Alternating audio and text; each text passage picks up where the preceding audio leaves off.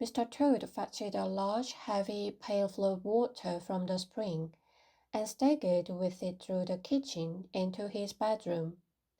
Tommy Brock snored industriously, with rather a snort. Mr. Toad put down the pail beside the bed, took up the end of rope with the hook, hesitated, and looked at Tommy Brock.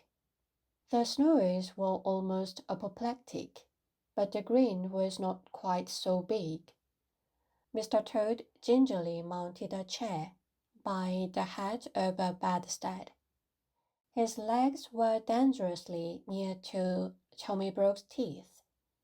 He reached up and put the end of rope with the hook over the head of the test bed where the curtains ought to hang. Mr. Toad's curtains were folded up and put away, owing to the house being unoccupied.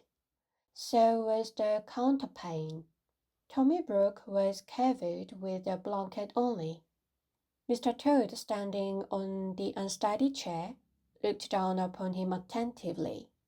He really was a first-prize sound sleeper.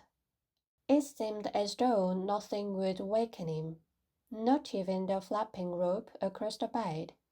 Mr. Toad descended safely from the chair and endeavored to get up again with a pail of water.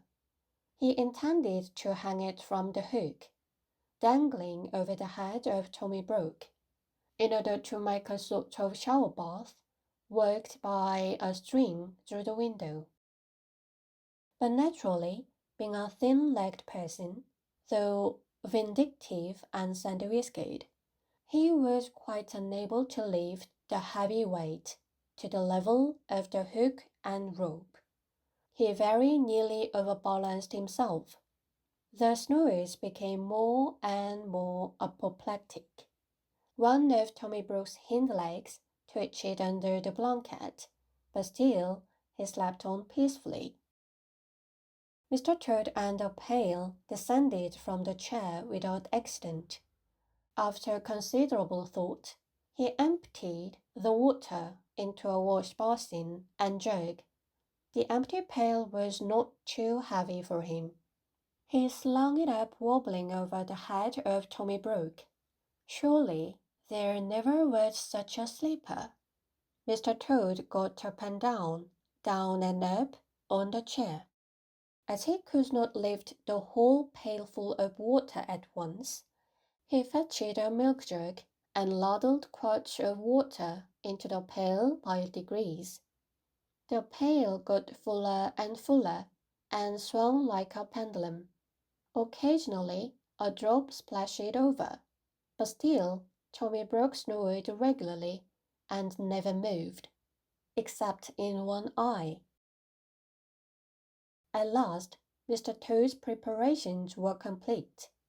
The pail was full of water, the rope was tightly strained over the top of the bed, and across the window-sill to the tree outside.